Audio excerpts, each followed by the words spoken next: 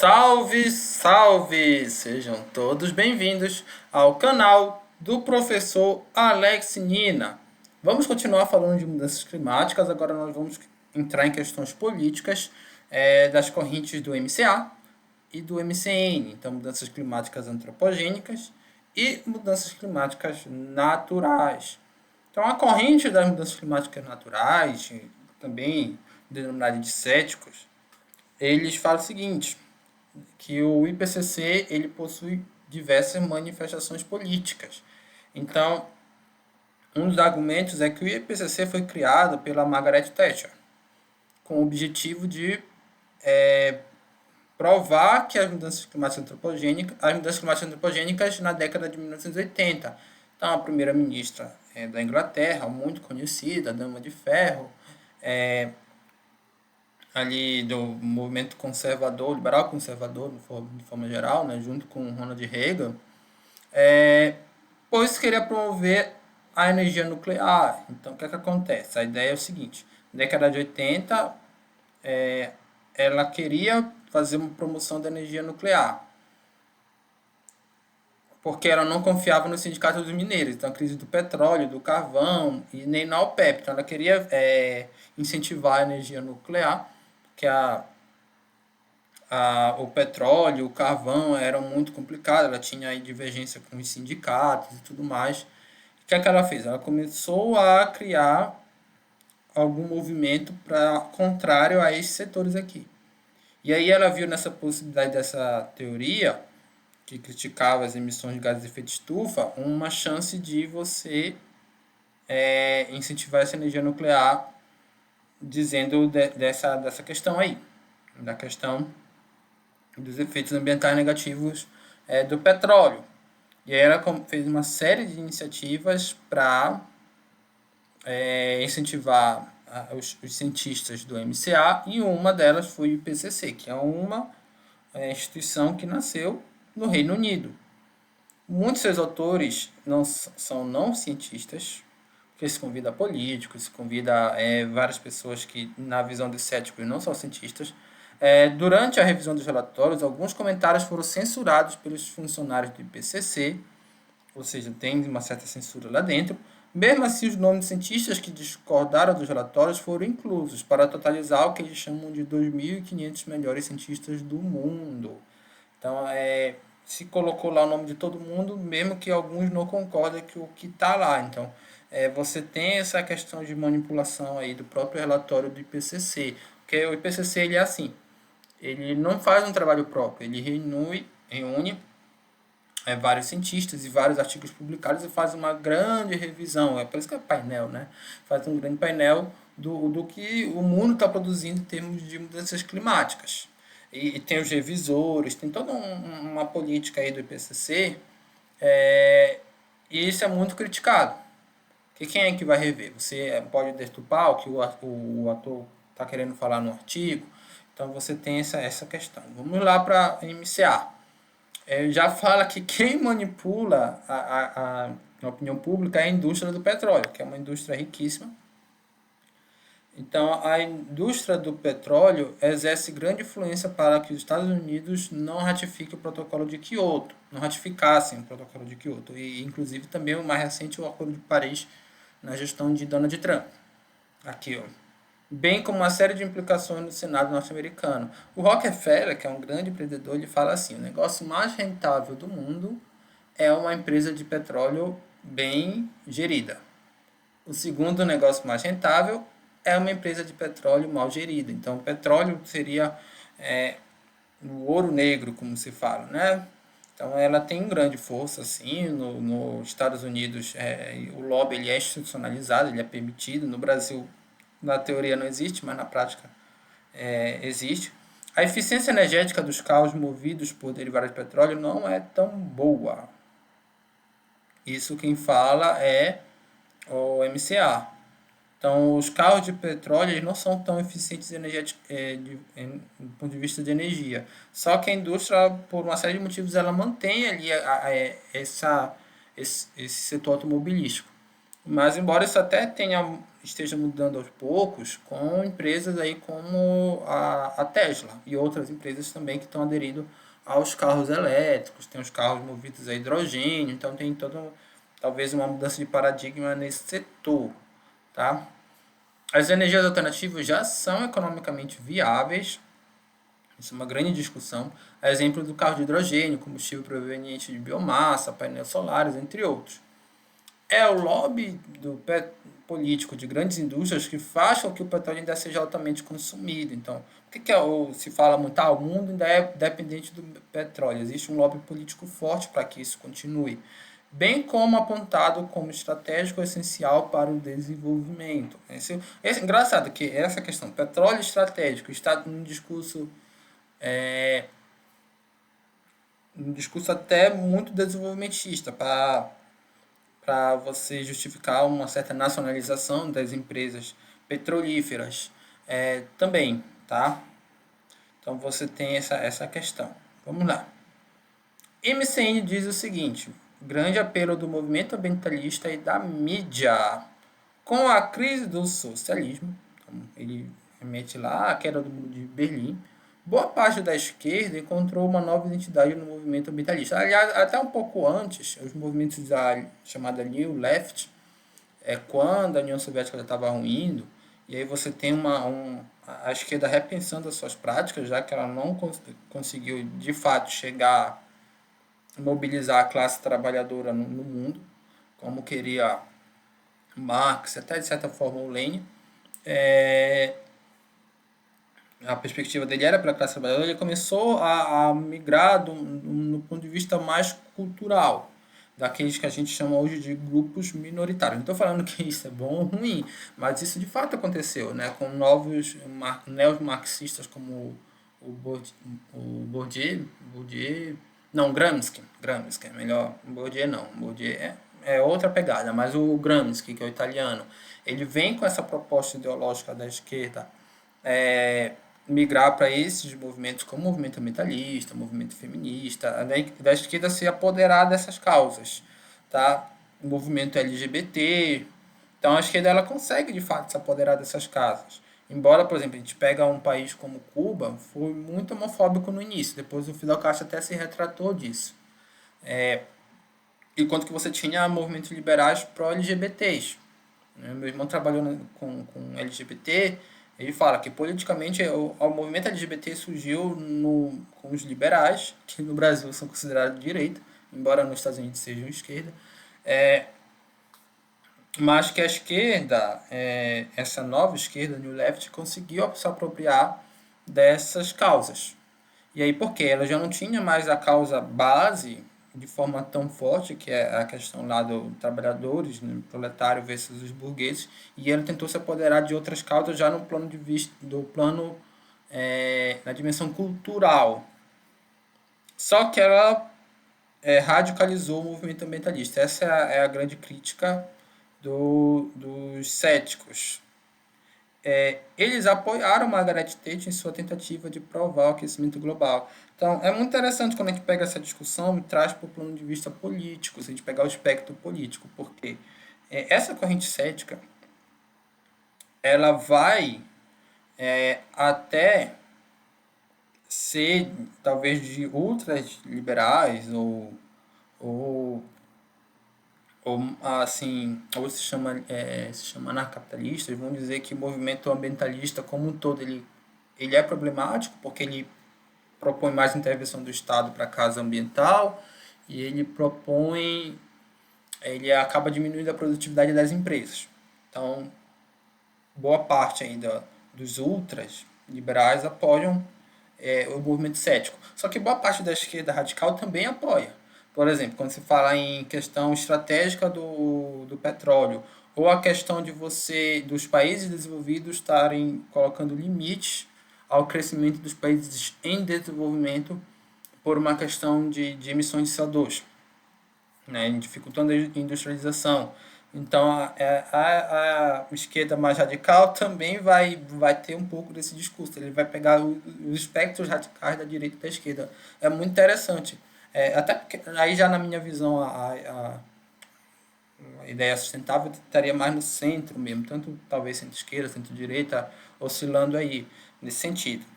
Então, essa crítica vem dos extremos. Isso, claro, não estou falando que é ruim, tá? Não entendo dessa forma, porque é a forma que normalmente se enxerga os espectros políticos. Passou a adotar cada vez mais uma postura anticapitalista, aí já é a extrema-direita criticando, olha, antiglobalista. O antiglobalista, essa extrema-esquerda já é antiglobalista também, né? Vamos lá. E teve grande influência nas decisões políticas e eleitorais. Surgiram jornalistas ambientais, como se virasse uma profissão, e outras profissões focadas e dependentes das MCAs, o que chegou ao extremo com a tentativa de estabelecer um mercado de carbono. Então, isso para eles seria um extremo, tentar estabelecer uma bolsa de valores para o carbono, tentar trazer isso aí que vem da economia ambiental, né? Porque para eles não tem muito sentido você colocar isso em preço, já que o problema não é tão grave quanto se pensa na visão do MCN. O MCA diz o seguinte: uma superestimação do trade-off, crescimento econômico, preservação ambiental. Tá desde as raízes do discussões sobre desenvolvimento sustentável lá na década de 60, 70. Eu recomendo, se você nunca assistiu, uns vídeos aqui do canal sobre desenvolvimento sustentável que tem. As emissões de CO2 podem ser reduzidas com o aumento da eficiência energética. Então, essa ideia de que ou você cresce economicamente ou você preserva o meio ambiente, ela é falsa. Você consegue conciliar as duas coisas através da eficiência energética de diversos setores, elétrica, automobilística, etc. Ao longo prazo, a estratégia de prevenção é economicamente mais viável. E aí você muda até o paradigma, porque você não só diz que essas coisas não podem ser conciliadas, mas como elas necessariamente andam juntas ao longo prazo. Porque se você não preservar o meio ambiente, uma hora a conta vem em termos de prejuízos econômicos. Então você também não cresce economicamente da forma adequada. As duas coisas têm uma visão de longo prazo. E assim, é muito interessante, aqui no canal tem um vídeo que eu faço uma analogia do investimento de valor, que é uma coisa bem capitalista, com a questão da sustentabilidade. Eu digo que o ponto de encontro dessas duas coisas é o longo prazo, é a visão de longo prazo. Né? Quem tiver a oportunidade, assista aí. Eu posso colocar aqui no link. Mas também existe o empecilho ao desenvolvimento, isso na visão do MCN. Já mudamos de corrente. Por quê? Aquilo que eu falei ainda há pouco. Olha, os países desenvolvidos criaram o MCA para evitar os progressos dos países em desenvolvimento. Lembra que eu falei da esquerda extrema que acusa isso, né, essa corrente aí mais aquecimentista? Se fala muito em neoliberalismo verde, né, dá uma conotação negativa para o termo neoliberalismo e falam, olha, todo esse discurso ambiental de vocês não poderem emitir CO2, ter que preservar o meio ambiente, é um discurso para nos deixar ainda nas condições de subdesenvolvidos e continuar nos explorando numa lógica do neoimperialismo, se usa muito esse termo, e neoliberalismo ambiental. Então, se você pesquisar isso, neoliberalismo verde no Google, vai vir muita coisa. O crescimento global tem evitado a chegada de energia elétrica à África, que é rica em petróleo e gás, né? Porque você poderia proporcionar energia elétrica através do carvão, mas isso existem inúmeras barreiras da diplomacia até mundial para que isso aconteça. Carvão também, petróleo e gás também, né? Não só o carvão. Então, isso aí é um dos argumentos.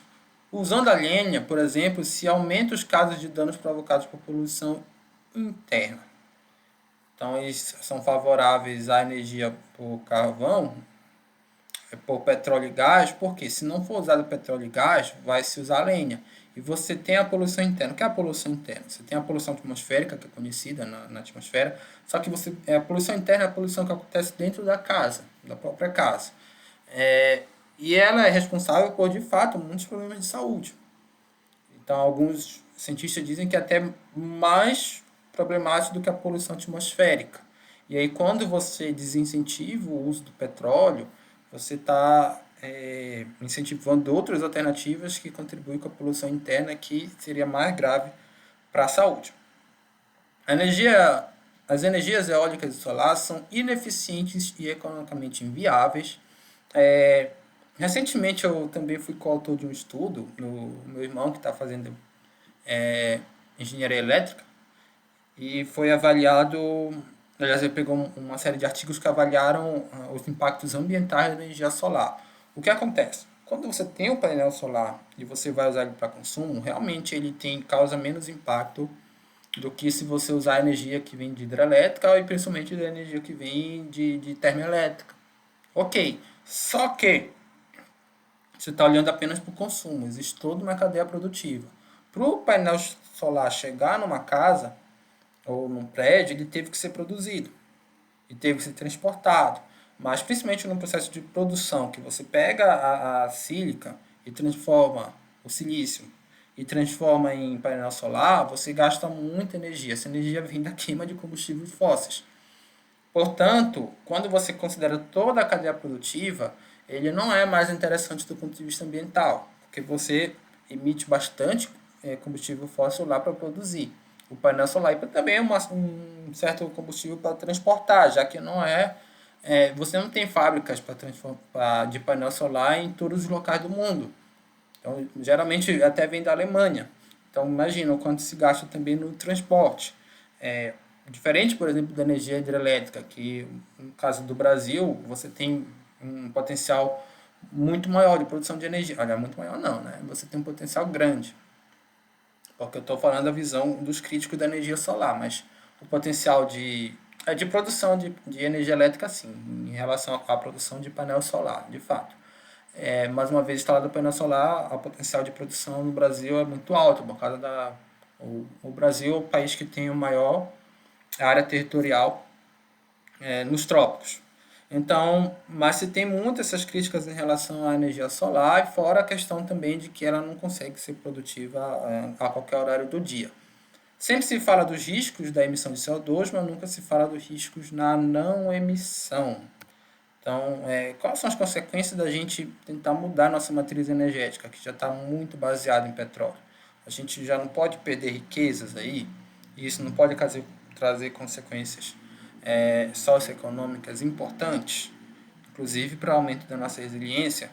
Então, é interessante que mesmo nos defensores da hipótese antropogênica, existem aqueles que dizem, olha, não adianta a gente tentar diminuir as emissões de CO2, porque o aquecimento global e as mudanças climáticas já estão postas, já que a gente emitindo, não faz muito sentido a gente se esforçar para emitir um pouco menos, vamos continuar usando essas tecnologias que a gente tem baseadas em CO2 para aumentar a nossa resiliência, tornar as pessoas mais prósperas e mais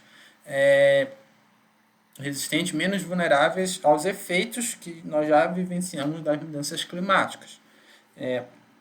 Um pouco do que a gente chama de corrente do desenvolvimento sustentável forte. Existe a corrente fraca e a corrente forte, isso também tem vídeo aqui no canal, e é interessante esse argumento. O princípio da precaução. Esse princípio, ele é muito utilizado como argumento para dar corrente das mudanças climáticas antropogênicas. Ele é um princípio que existe já há muito tempo no direito ambiental, surgiu na Alemanha, acho que na década de 70. Ele diz o seguinte: existindo incerteza científica a respeito dos danos ambientais irrecuperáveis, as medidas tomadas devem ser de mitigação. Ele é diferente do princípio da prevenção. Tá? A prevenção ela existe quando você já sabe, já tem uma certa noção dos efeitos, dos danos ambientais que irão ocorrer. Aí você vai prevenir, beleza. Agora, quando você não sabe, aí você vai você vai partir do pressuposto de que pode acontecer um dano ali grave. E um dano ambiental, essa palavra também é importante e irrecuperável. Vou dar um exemplo aqui. Você tem um projeto de hidrelétrica e você consegue prever a área de inundação, né, de certa forma. Você faz um estudo e estabelece ali alguma estimativa da área de inundação da barragem. Né? Pode ser para hidrelétrica ou outra finalidade. Uma barragem lá de um rio. Só que você está preocupado com a preservação do patrimônio fossilífero. Claro que existem vários efeitos, um deles é o patrimônio fossilífero, que pode ter na região. Se a região não tem calcário, faz sentido a questão do patrimônio fossilífero não ser uma preocupação. Porque fósseis, majoritariamente, 99% deles são em rochas de calcário. Então, se lá só tem arenito, granito, rochas ou rochas metamórficas, não faz sentido você se preocupar com o patrimônio fossilífero. É raro o fóssil em arenito. Existe, mas é muito raro. Então, você vai gastar talvez um recurso para fazer uma prospecção de algo que a literatura já deixa bem claro que é muito raro. Então, não faz sentido você fazer todos esses custos. Agora, se existe lá uma rocha uma rocha de calcário, né, uma formação de calcário, aí você tem que partir do princípio de que existe. De que tem fóssil. Porque nem todo calcário tem fóssil também. Pode ser um calcário que não tenha fóssil, por uma série de condições. Mas você não sabe se tem ou não. Você sabe que aquilo é um calcário, mas não sabe se vai ter fóssil ou não ali. Aí você não pode colocar a barragem. Você vai ter que fazer um estudo daquela rocha para ver se realmente tem fóssil. Aí depois que você estudar, se for encontrado fóssil, você vai ter que fazer alguma medida para que a água não atinja aquela região, porque é um patrimônio fossilífero. Se não for encontrado, ok. Né? Se esse for um parâmetro, claro que existem outros, não tem problema você não dar ali, porque também tem uma importância econômica. Você ter talvez uma hidrelétrica, alguma outro empreendimento aí que vai ser importante você fazer uma barragem. Esse princípio da precaução é um princípio do direito ambiental mundial, como eu já falei, surgiu na Alemanha, reconhecido em vários países. No Brasil ele está lá na Constituição Federal, tá? Na Lei 11.105, o Código de Biossegurança, na Lei 12.608, Política Nacional de Proteção e Defesa Civil, entre outras. Então ele é bem assim válido no Brasil. Bom, as considerações finais. Aqui é mais um pouco da minha opinião, já até falei em algumas outras aulas dessa série, mas assim, o que eu considero? Pelo exposto, concluo que o aquecimento global verificado no século XX e XXI pode ter outras causas, que não relacionadas às emissões antropogênicas de gases de efeito de estufa. Você tem as variações geológicas naturais. Engraçado que quando eu entrei no curso de geologia, e aí eles falaram assim para mim, olha, se você é geólogo, você não acredita na MCA. Ou seja, você não acredita que o homem provoca as mudanças climáticas. Porque você estuda geologia e tudo mais. Hoje eu sou geólogo, talvez mais até administrador, e eu acredito que o homem influencia as mudanças climáticas, causa. Assim como existem vários geólogos que também acreditam. Então, mas eles tentam impor isso, de fato. Quando eu entrei, eles tentaram impor que, olha, para te ser geólogo, tu não tem que acreditar nisso. E aí, geólogos que eu, de fato, admiro, acredito. Existem outros também que eu admiro, que não acreditam. Então, eu entendo a discussão científica que ela é boa. Já falei isso, né? Não posiciono no sentido de tentar rechaçar completamente o outro lado. Por outro lado, as objeções às causas antrópicas do aquecimento global, embora importante, não constituem óbice para a adoção de práticas preventivas pautadas no princípio da precaução. Tá? Então, o princípio da precaução para mim é um dos mais importantes, porque se de fato essa hipótese do MCA for verdadeira, os danos ambientais são irrecuperáveis. Imagina os danos dos desastres, mortes, entre prejuízos econômicos. Então, já que são danos irrecuperáveis e a gente tem argumentos suficientes para não refutar essa hipótese, do ponto de vista científico, o princípio da precaução se estabelece. Eu lembro uma vez, na época que eu discutia mais em redes sociais, ainda bem que eu parei com isso, e a discussão era sobre mudanças climáticas, e a pessoa falou assim,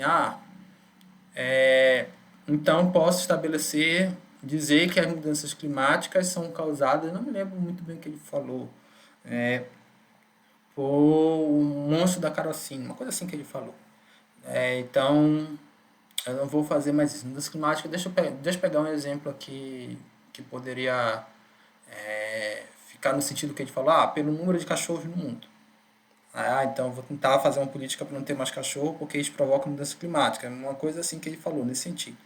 Eu falei, olha, se você mostrar um estudo científico consistente, primeiro do ponto de vista teórico, do porquê que aqueles cachorros estão causando mudanças climáticas, né, do ponto de vista hipotético, e segundo do ponto de vista dedutivo, com dados suficientes para confirmar essa tua hipótese, com talvez numa análise de correlação econométrica com mais de 95% de confiabilidade, ok. Mas não é esse o caso do exemplo que você está dando. Agora, quando você pega as variáveis emissões de gases de efeito estufa e temperatura global e você coloca nos modelos de regressão, de correlação, a confiabilidade da relação entre as variáveis é muito alta. Por isso que não dá para refutar. Nem sempre a correlação ela é causalidade, existe uma diferença. Mas, dado que você não entende completamente o fenômeno, isso aqui você tem que considerar. Tá? Minha opinião, professor Alex Nina, claro que você pode ter outra e naturalmente eu vou respeitar. Então, pessoal, aqui as referências dessa sequência que a gente falou de mudanças climáticas. Eu espero que vocês tenham gostado. Se cuide e cuide de quem você ama.